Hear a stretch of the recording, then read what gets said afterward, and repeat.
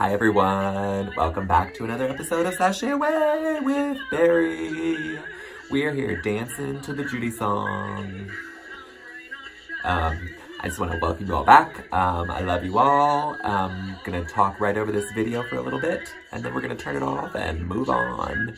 But I want to give all my social medias first. You can find me here on YouTube. It's BHBrown13. I'm on Facebook at the same thing, BHBrown13. Twitter, the same thing. The Facebook group is RuPaul's Drag Race Sashay Away with Barry. And on Instagram, I am the real Barry Brown. ThereaBarrybrown. You can find me on all those social medias and reach out to me. And we're gonna give this song like 10 more seconds and I'm done with it. But we are here, we're gonna talk about RuPaul's Drag Race. Not we are, I am. You're gonna listen and hopefully comment below on your thoughts and maybe help me out with some questions, because I do have some.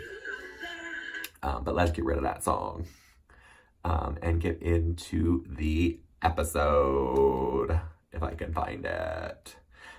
This is RuPaul's Drag Race All-Stars 4, Episode 8, RuPaul's Best Judy Race. I don't know if that's really the title, but that's what I'm giving it. And it was quite an episode. There are lots of feelings out there. People are not happy out there. And that is just the way it is. We find out immediately that Trinity also picked Valentina, but not to save Naomi. Naomi thanked her, and she's like, oh, don't get me wrong. It's not because I wanted to save you. You were just better than her. So there you go, Trinity. Way to be nice. And she said that she still wants to be the best. So that's why she had to get rid of Valentina, because she wasn't the best. And that's the way it is with Trinity. And we go around and we talk about who's been in the top, all these stupid track records, which I'm tired of hearing about. Track records, report cards, no more, no more, no more. And we find out that Manila is the only one that has not been in the bottom yet. This was mentioned on last week's episode. It is kind of a big setup. We all know where it's going.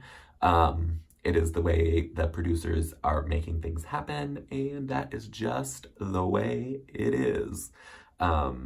So they come into the workroom and all the photos of Ru have been transferred to Judy Garland. Oh, Judy Garland. I'm wearing my little sexy dress. Oh, I pulled it down too far. My little sexy dress. You can't see the whole thing. It is brown and fitted, and I put on some jewels. I didn't want to drag out my wig, so there's no wig tonight, but I'm dressed in honor of Judy Garland dancing on the stage. She's a legend. Anyway, we're paying tribute to Judy Garland, and I am paying tribute to Judy Garland as well. It's kind of more Liza, but same thing. We find out that it is 50 years since her death. I'm really surprised that the queens did not know this. Sorry, my notes got moved away.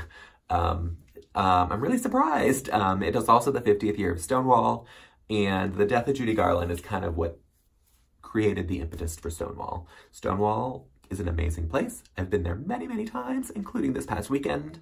And it is where the riots took place that started the gay liberation movement 50 years ago. We are celebrating 50 years this summer at New York City Pride, which is also World Pride. So I hope you're all coming out to New York for it. You can see me. I will be big and beautiful on the LGBT Center's float again this year. Having an amazing, amazing time. Come out, march with us, ride the float with me. I don't know, hold my shoes so I don't have to wear them. It's going to be a really, really fun summer. So if you can come out, if you're not from New York, come out for World Pride. It's going to be amazing. And you can be a part of the parade if you want, because I have connections. Yeah. Or you can just come and watch me be in the parade. Say hi. I'm around. And I would love to see you all. Maybe we'll have some merch by then. Who knows? We'll get things moving. But anyway, I'm so far off what I was trying to talk about. Anyway, the death of Judy Garland was, it happened one night, and the people at Stonewall they were kind of gathered there to mourn the loss of her. And they just got fed up with it and rioted back against the police who were harassing them. There was some really, really strict laws then. You couldn't be wearing more than 2 pieces of women's clothing if you weren't a woman. And a lot of the people at the Stonewall were drag queens and transsexuals, now transgendered. And so they'd had enough and they fought back. It's an amazing, amazing story. And that is what happened at Stonewall. Sorry, that was my little brief history lesson. It also started, it kind of started the whole thing back then for closeted men to find out if you were gay. You would ask if you were a friend of Dorothy. I am not that old, so I've never been asked that. I have been asked if I'm family before, so that puts a little perspective on my age as well. But never have I been asked if I'm a friend of Dorothy. I am a friend of Dorothy. I love Dorothy. I love Judy Garland. And if you don't know much about Judy Garland or her music or her career, you should research it. She is an icon. And it also is how RuPaul got calling her friends best Judys. I didn't really know that was a big thing until RuPaul. But maybe it is. I like it. I like to call people Judys. I like to call people my friends. And I like to call people friends of Dorothy. So it's all good for me. But for this challenge, they are going to doing their makeovers and they are making over their best Judys, which I think is lovely. It's a great idea. It's a fun challenge. The only thing weird about it for me was that they didn't kind of make them over into Judy Garland. But I get why they didn't. But then they had to do this choreographed number where they could have all been dressed as different Judys, but they put them all in the same outfit. It was very weird. Not sure why they even did that challenge, but it was there, and that's what it was. So first we have Naomi's friend, Ricardo. Ricardo has been with Naomi since the birth of Naomi. She made a joke even that it was before she started using setting powder. So that was, like 4 years ago? I'm not sure. I'm not sure when Naomi actually started doing drag. I'm assuming it was probably in high school age, or right at 18. So maybe 6-7 years ago. Maybe, who knows? But she's been around a long time. Next up is Monique and her friend Danny.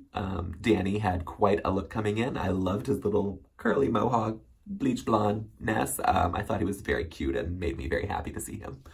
Monet's best friend, Patty, who's also her assistant. I've seen Patty around many, many times. I follow him on the Instagram. You can follow him as well. It's at Legal Minor, LEGALMINOR. And he has a very fun Instagram.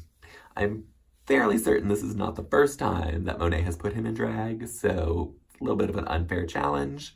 Or maybe it was, I don't know.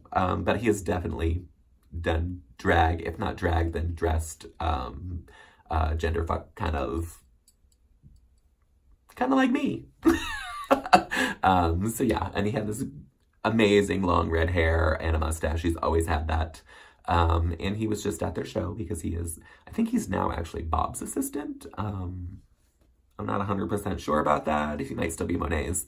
He was selling her merchandise, so I don't know. I thought they had said something about that, but who knows? But that is her friend Patty. Latrice's best friend Tim. They've known each other for 25 years and they have an amazing story that made me cry. Yeah, I even welled up at the bar and tried to hide it as much as possible. Trinity's best friend is also her boyfriend named Leo. And according to Trinity, has a gigantic penis because that's all she kept talking about. And finally, Manila's best friend Michael, who is also her new husband. It's very exciting. They were so happy to see their friends. I think that Trinity and Manila were at a little bit of a disadvantage because they are more than friends, and that can be distracting. It would be to me anyway. That's all I know. So I hope it didn't distract them too much. If you didn't notice, my light went out again. I didn't charge it. Sorry. And that is my fault. But that's fine. So they're going to turn them into their drag sisters, and family resemblance is required this time. And then again, they also have to choreograph and perform a tribute to Judy to that horrendous song that we just heard. That wasn't even Judy Garland. So Tim, we find out, is Latrice's best man in her wedding that is upcoming. It already happened now, but when this was filmed, it was upcoming. And Monet makes jokes about Patty and her saying, I'm 5'11", he's 5'4", I'm black as hell, she white as hell. The only thing we have in common is we might be gay. Might be. Just a little bit. And it made me laugh, so that's why I threw it in there. And Ricardo can't walk in heels. Those are the first things we learn right off the bat. And then Rue comes around and has a talk with each of them. And first up was Monique and Danny. Rue is obsessed with Danny's nose. She asks if it's real. He says it is. And she's like, ooh, I would love to have a nose like that. Oh. She was so obsessed with his nose. She even mentioned it again on the runway. Yeah, all right, great. I didn't notice that it was anything spectacular. I mean, I have a crazy nose, so mine is not small. Rue called Monique out for all of her reactions on the runway, and I lived for it because then they showed a little montage of her. She does not take criticism well, and Rue wants to know why. So Danny tells her that she's hiding something. It's insecurities, and I think he nailed it. I think that is why she is loud and obnoxious, and it's all a cover-up. And I think that's what kind of Rue wanted to get to, and they had a lovely moment. It made me like Monique a little more, mainly because of her friend, but a little bit more because you saw a different side to her. I just found out that Monique does now live here in Brooklyn. She's not here a lot because they're touring, but she has moved here from Kansas City, so now she's a New York queen, officially a Brooklyn queen. I think I heard that she was living with Dusty Ray in her apartment, but I thought he lived in Queens. So that could be wrong as well. But that's that. So Rue asks if Monique loves drag, and she does. And she considered it a safe space where she can feel loved and appreciated. Okay, great. I get it. I love to dress and drag as well, so that's the way it is. Next up is Trinity and Leo. Guess what? Leo has a big penis. We hear it again because we talk about tucking again. Apparently that is Leo's best trait, is his penis. And great. I don't great. Unless I see it, I don't know. But that's that. Trinity never thought that she would date a drag queen. And she thinks that Leo is a handsome boy, but he doesn't know if he'll be a pretty girl. And then she's also worried that he might be prettier than her.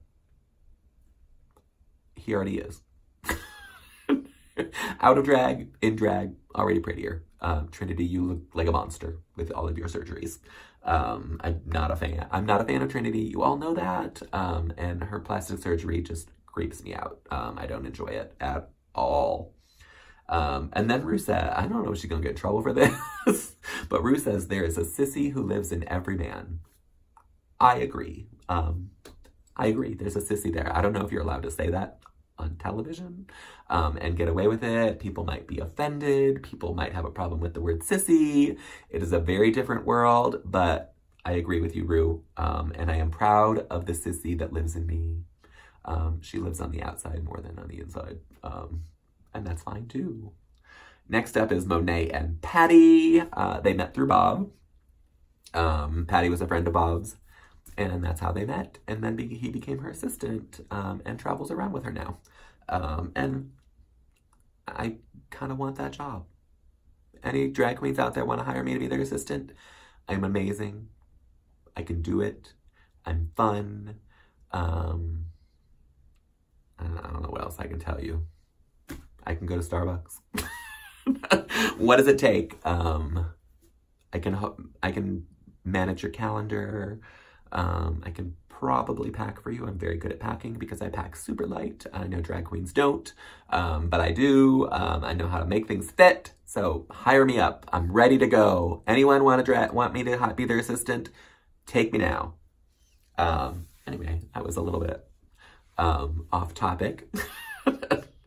But Rue says to Monet that you now got to do well because this is the challenge that sends your black ass home. Rue is having really a good time in the workroom this week. She was having fun. She was joking with the girls. I liked it. She had sentimental moments with the girls. but she seemed like she actually wanted to be there, which is impressive because a lot of times she doesn't want to be there. It feels like it's just a job, but she felt actually connected to them, and that made me happy because I want them to be that way. I mean, she's not going to be best friends with any of them, don't get me wrong, but I think she was enjoying herself. We also find out that Monet is going to shave Patty's eyebrows. It's not that big of a deal to me. I mean, I've shaved mine off before and got yelled at for doing it by a drag queen. With Patty, it was so fine and so light that you barely even noticed once they were shaved off. You're like, okay, they're gone. She didn't look all that different to me. But that's them. Finally, next up is Manila and Michael, and they just can't keep their hands off each other, and I kind of like that, but it's also, like I said, a little distracting. So we see how it ends, and I hope that wasn't the reason why. Yeah, because it wasn't good. Manila is excited to put him into full drag with tucking and pads and heels because he wants her to be in pain and know what she goes through and why she's such a bitch. There you go. She said it, not me. And then Ru says, come back when you're pregnant because they couldn't stop touching each other. I have a theory that they just had sex the entire night, and that's why Manila got sent home, because she wasn't focused on anything but having sex with him, because she couldn't stop touching him at all. Next up, we have Naomi and Ricardo, and I love these two together. They are so cute and so sweet, and it made me happy that he was there for her. Naomi wants there to be a concept and to shock everyone.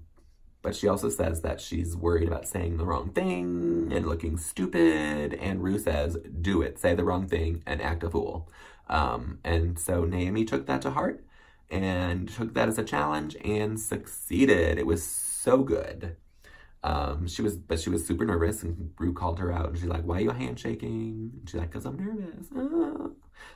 If I was standing with RuPaul, I would be extremely nervous as well. Yeah. Terrified.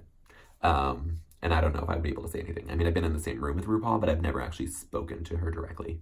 So I don't know that I could. Other than, I don't know what I'd say either, because, I mean, I'm sure she loves hearing how great she is and how wonderful she is and what a difference she's made in everyone's life. And she says that on her podcast, so that she loves hearing that, and then she's happy to take a photo with you. But I'm not an ass kisser. She does mean a lot to me. Maybe I should plan out what I'm going to say to her in case I ever do meet her. And that would be fantastic. I'm happy to sit down and have a chat with you, Ru, anytime. I do love you and I appreciate you. And then Naomi decided that she has been playing it too safe and is going to shake things up. Yes, girl, get it. This is about the same time on her season that she came alive and started winning as well. So there is a little bit of history there. She is making her move, everyone. Don't be surprised if Naomi wins. And I don't mean this episode. I mean the whole thing. Again, I don't know spoilers. No spoilers. That is just an opinion. She's still not my pick to win, but right now it could be her for all I know. She could win next week, and then I mean, like, oh, maybe she is going to win. But last, we have Latrice and Tim. They are so cute together. Tim hasn't done drag since 1994. She came out as Alexis Knight. And Latrice sent her back into the drag closet because she made fun of her. Poor thing.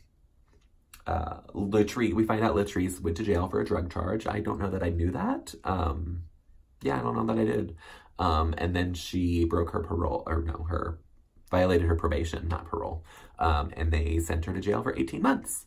And while she was in prison, they auctioned off all of her storage items. And that included all of her drag, apparently. So Tim rallied the troops, and they got some fabric and made her 5 outfits so she had them ready. I think maybe 6 outfits, so that they were ready when she got out, so that she could go right back to work. And it just warmed my heart so much. That is a real friend. I'm going to start crying again. Because to me, that's an amazing thing. When you're at your absolute lowest and your friends do that for you, there's nothing better than that. And Rue got choked up talking about it as well. I'm gonna start crying. So I'm gonna take a drink of my pink drink. It is not rosé. It is actually sparkling grapefruit juice. Not grapefruit juice, sparkling water, grapefruit flavored. So I'm gonna take a drink and collect my thoughts. So that's all of our pairs. We find out that Naomi thinks beards are masks because they're all getting ready to start shaving. Beards are masks, but they're hot. That's just my opinion. I love a good beard. I love a cute beard. I love a shaved beard like I have. I love a longer beard. I don't like a really long beard. I don't need that. I love facial hair. I find it attractive, and that's all there is to it. But it is a mask. She says it's a mask like women wear makeup. Then we get rid of the eyebrows. The eyebrows are gone from Patty. I don't know why she shaved his eyebrows before she shaved his mustache, but she did. Everyone starts shaving all their faces. Michael started crying when Manila was plucking his eyebrows. And if you've never plucked your eyebrows, it hurts. It does not hurt as much as plucking your nose hair, which is the worst pain that you can ever get. That is not true. Waxing is the worst pain. Try it all, everyone. Try it all. Pluck some eyebrows, pluck some nose hairs, and then get waxed, and you will know pain. It's terrible. Naomi lets us know that she's going to be doing a little bit of boy drag this time. We don't know what that means, but it's going to be some boys. And Manila then revealed that she made Michael tuck even though he didn't need to in this gown. And that is a shady, shady queen. But I appreciate it. Everyone should have to tuck at least once. It is not comfortable. I don't even fully tuck. I don't tape myself down, but I do when Alaska calls the Monster Mash, and you just kind of smash it around, and so it looks flat. But it is not I was gonna say it's not painful. It is not pain-free. It hurts. And when you have to go to pee, it's painful because you have to undo everything and take everything off. And it is tedious. God forbid you have to poop. I just watched Instagram live of one of the season 11 queen. No, it's one of the queens I know here in New York City. And she's like, I was in drag for 14 hours, and of 4 of that I had to poop, and I couldn't. Because you can't do anything when your butthole is taped up. So God bless you, queens. I love you all, and you are amazing. Then we have the runway. I'm conflicted about Rue's outfit. I think it's interesting. It's almost like a caftan, which I love. It is very space alien, and the thing on her forehead was weird. Her hair was interesting but weird. So I don't know if I really loved it, or if I really hated it, or if I'm confused by it. I don't know. I don't understand.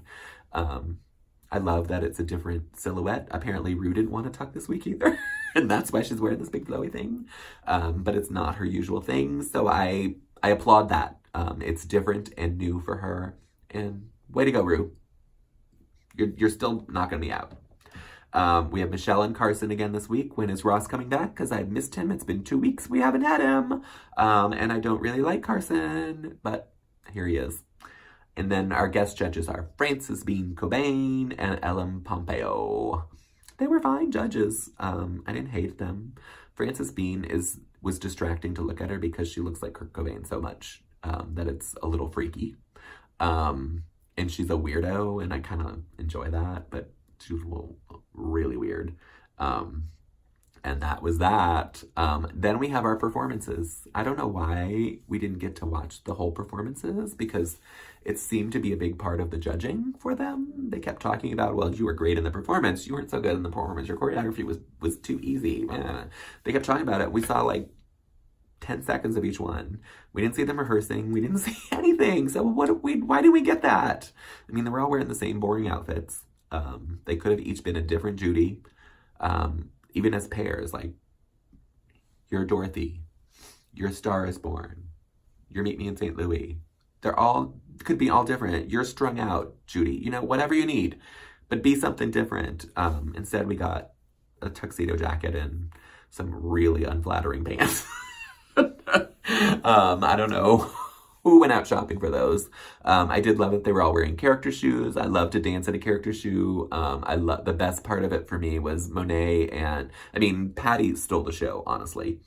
She was the star out there. But Monet and Patty, when they started tap dancing, I was like, oh, there's the winner right there.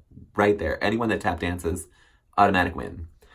So I really, really appreciated that. And I liked it. So now we're going to move on to our actual runway. Pulling up my pictures. First up is Latrice Royale and Alexis Knight.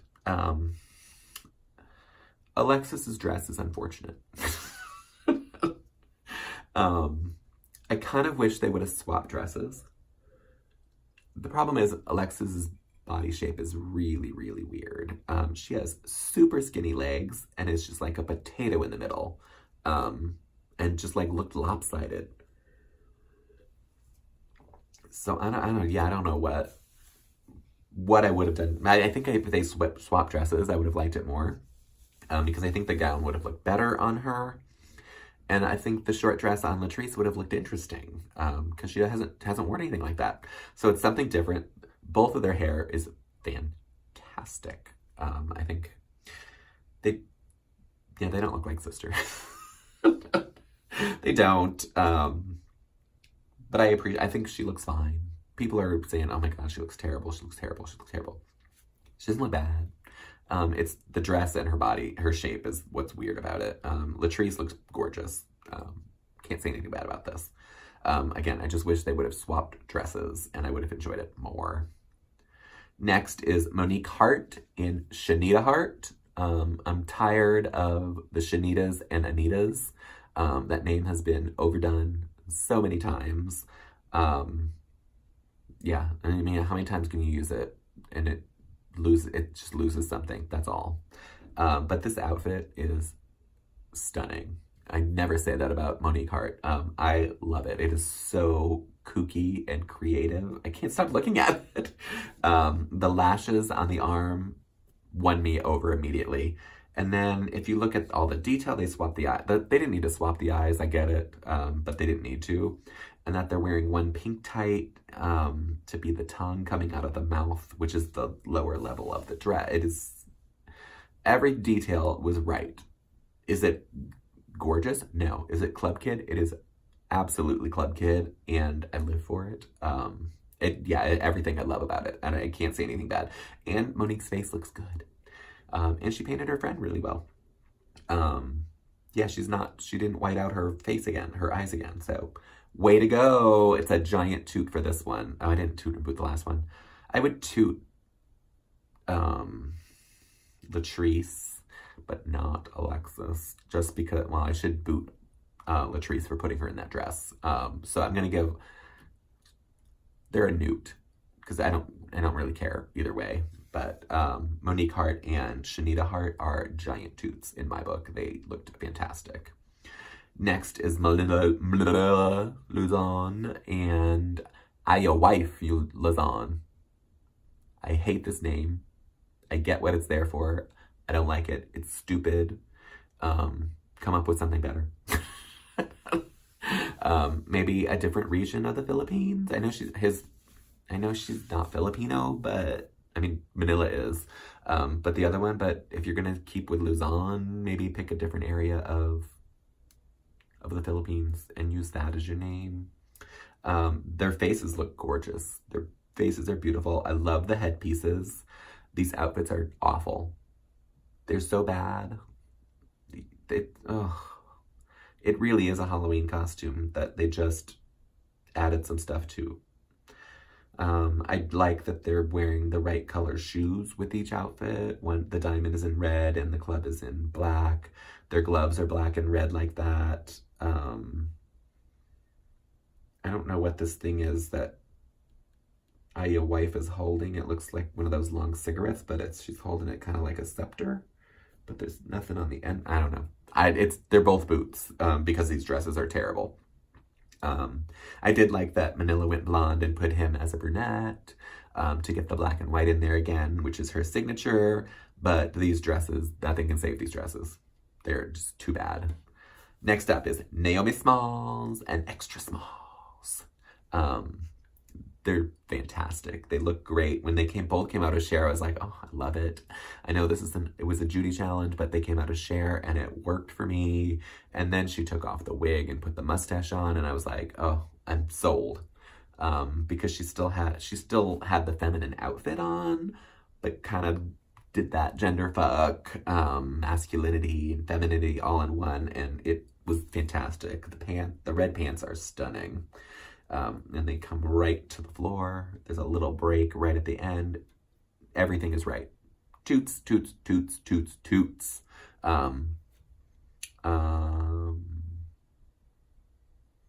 She's rivaling. I want to give them top two, but I think I have to give it to Monique Hart. But we'll keep going. Next up is Trinity the Tuck, and I can't remember. Hold, please. Trinity the Tuck and Indigo the Tuck. I don't understand that name. It was never explained to me. I don't like these outfits either. I know a lot of people disagree with me on this one. I hate this print. It is so tacky to me. I know it is inspired by Versace. Versace is also tacky to me. I don't like it. Yeah, I just don't like it. And the stretch fabric of the pants and her dress. No. Their hair is great. Their makeup is great. Her boyfriend is prettier than her. Sorry, Trinity. He really is. And his makeup's actually a lot darker than hers. She has a lot of highlighter on. And he doesn't have any on. So he's coming off very dark. They look too matchy-matchy for me as well. I know that there needs to be family resemblance, but to me that's twins, not, I guess twins are sisters. But yeah, the challenge isn't twins, it's similarities. I give these boots because I don't like this fabric. I hate it. Boots. Yell at me all you want. Comment below. Hate me. I don't care. Last up, we have Monique. No, we already had Monique. This is Monet Exchange and Patty Cash. I love her name is Patty Cash. I thought of something earlier and I was like, oh, that should have been her name. It would have been cuter. Because it could have been, no, they wanted to say it with Patty, and Patty Cash is Petty Cash, so I get that. But I wanted her last name to be Change, and could have been like Spare Change or Keep the Change. I wanted it to be something stupid like that. I love these outfits. I know people are like, it's gold mermaid sequins, yes. But it fits them both perfectly. The white tights are a little weird. They're a little too white, but it does match her white face. She could have used, a little darkening up on that white foundation because it is really stark. But her lip pops from it. It looks good. Their hair looks good. They look related even though they are not the same skin tone. So I can't fault it. I give them both toots because I like them both. I do. So those are our looks for the week. We find out that Monet and Naomi are the top two. I agree with this. I have no qualms with this. The other person that could have possibly been in the top would have been Monique for me. But they did say that the performance was part of it. They loved Monet and Patty's performance the best, and I did as well. But they said Monique's performance wasn't very good. They said they weren't together, wasn't choreographed. Trinity's wasn't choreographed hard. And so I think that's why, and Naomi and Extra Smalls clearly won this whole episode from the runway and the performance. They were both were great. So there was no question of them being in the top two. But they each won a trip for two to Iceland with first-class plane tickets and a 4-night stay at the Design Hotel. I don't know anything about that. But Iceland is on my list of places I want to go. This is going to make me want to go there even more. So maybe there will be a trip to Iceland in my near future. I like that it's only 4 nights. That is a quick trip. I think it's literally like a 3-hour flight from New York to Iceland. So I don't know why I haven't gone yet. But makes me want to go now. Makes me want to get a free trip if someone wants to give me one. And then their partners also got a $1,000 gift card to Klein, Epstein, and Parker. I'm sure they can't buy anything for that at Klein, Epstein, and Parker, but that you have $1,000 credit. Way to go. Trinity and Monique are safe, and Manila and Latrice are the bottom. I can't dispute any of these decisions. They all make perfect sense. Then we go back to the workroom to plead our cases. I'm not going to really talk about them a lot, but I'm just going to talk about what really happened in the workroom because the girls were talking about it already. Latrice saved Naomi last week. Did she really save Naomi, or did she just want to get rid of Valentina? That is the question. Yeah, I don't know if it's considered a save. I don't know if it wasn't, I don't think it was planned that she kept Naomi for that purpose, but she kind of played it off that way. So does Naomi owe her that? Who knows? Maybe. And then you might want to think back to, I think, episode 3? I think it was episode 3, where, no, 4. When Latrice went home and Manila had picked Monet's lipstick to go home that night because she couldn't send her friend home. And so Manila picked Monet. And now the shoe is on the other foot. So what's gonna happen? Uh-oh. Their Judys came back into the room, and Michael and Tim were a mess because they were so upset that they failed everything. But they tried to, I don't know if they actually tried. I think they did it, said it in confessionals, not actually to them, that they did not make them lose. The girls failed them. And that's true. I wouldn't blame the Judys. It was their part of the challenge that they messed up. The judges are making a time capsule. I'm going to need some help on this one because Ellen Pompeo put a Navajo blanket that she said was from season 1, and Rue said she missed that blanket. I've seen every episode of RuPaul's Drag Race. I do not remember a Navajo blanket. Feel free to comment below and tell me how stupid I am that I should know what this is. It meant nothing to me at all. Frances Bean puts in a picture, the famous picture of Rue holding her back in 1993 when she was an infant with Kurt Cobain and some other people, and I can't think who's in it. Courtney Love, obviously, but there was some other people in it. I can't think who they were. This was totally done so that they could bring that picture out. Michelle puts in some Sunday Riley beauty products, which I've never heard of. Maybe they're a sponsor. I've never heard them mentioned on this show, but great. And Carson puts in a bag of nuts in honor of the pit crew. And Rue gets to say, "Get those nuts away from my face." Great. They make none of it makes sense, and I guess it doesn't need to. That's fine. So we're getting ready for our lip sync, and they're lip syncing to Judy Garland's "Come Rain or Come Shine." I thought this was a weird choice. Sorry, my foot is asleep, everyone, so I have to move. I thought it was a weird choice for a lip sync, but I do love the song, so great. Naomi changed her outfit. Monet did not. I think this is the first time someone hasn't changed for the runway. I mean, for the lip sync. But I guess Monet was getting every penny she paid out of that gold sequins, because that mermaid sequins is not cheap.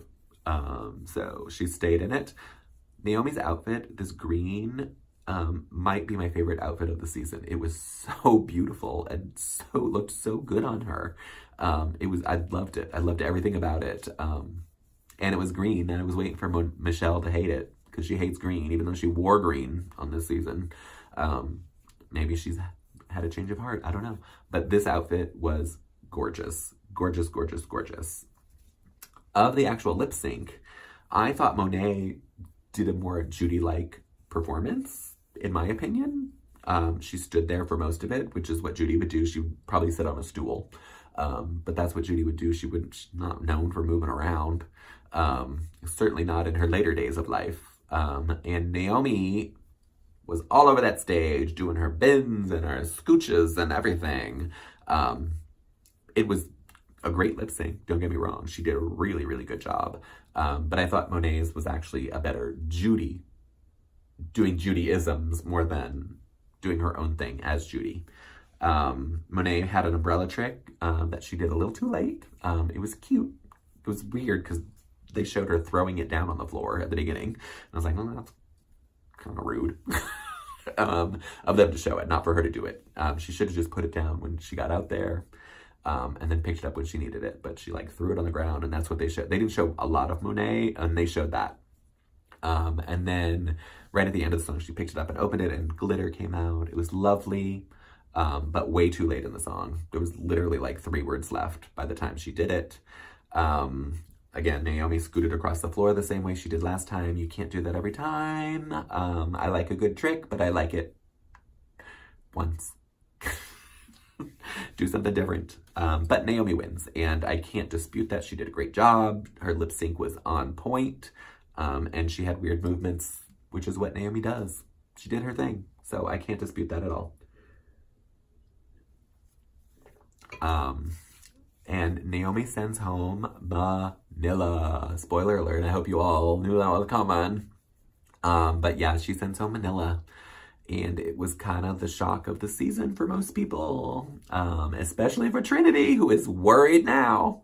Naomi shook things up. To me, this is how the game should be played from the beginning. You send home who you want. It could be the strongest person. It could be the weakest person. It is your choice as the winner of the lip sync. You get to do what you want. Manila was the front runner. She not anymore. There was a target on her, and she kind of brought it on herself because she kept saying how she didn't know who she would send home each time. She talked about sending Valentina home week 3. Was it week 3? I think so. Maybe week 2. No, I don't know. Who'd she send home? She sent home Gia. I don't know if it was Val. I don't know who it was, but she was going to send home Valentina one of those weeks. And people were like, you can't send her home. You can't send her home. She's strong. She's strong. Oh, it was Gia Gunn because Trinity was like, we know who's going home. But if you win, you have to win it to send someone home.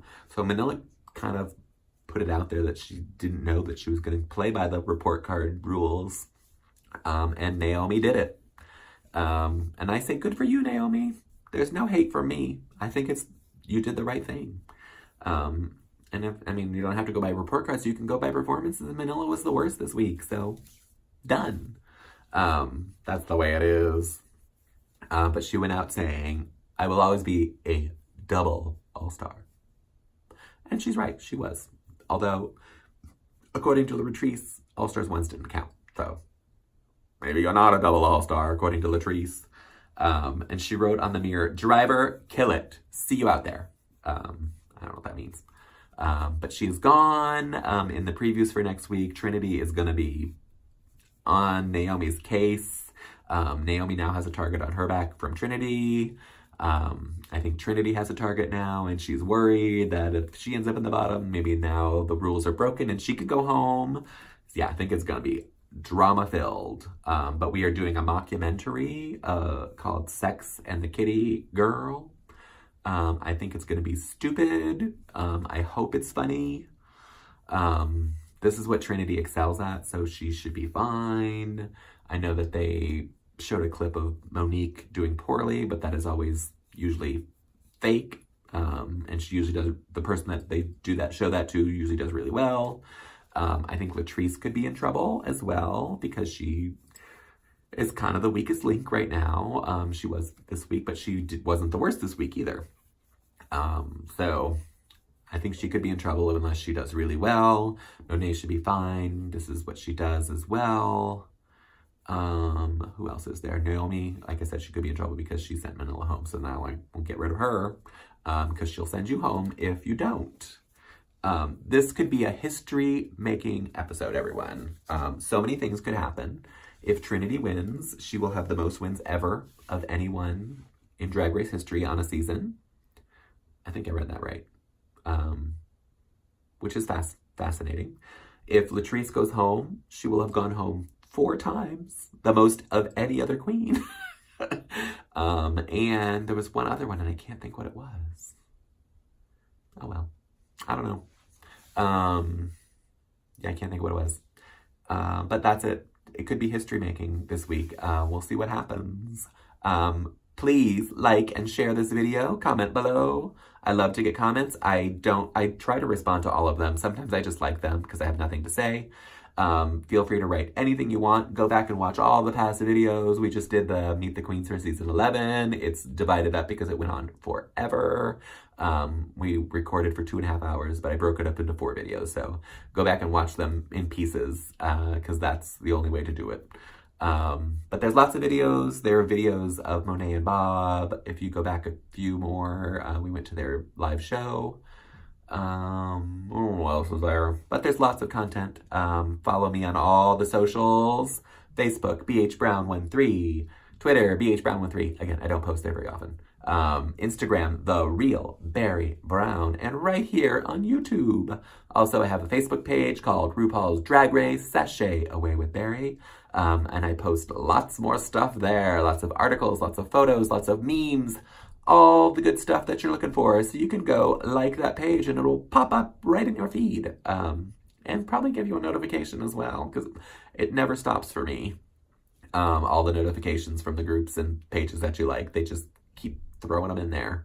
But that's all I have. I will talk to you again next week for the penultimate episode when we go down to a top 4. It's almost over. Get ready for season 11. It's coming right afterwards. Bye. I'll talk to you next week.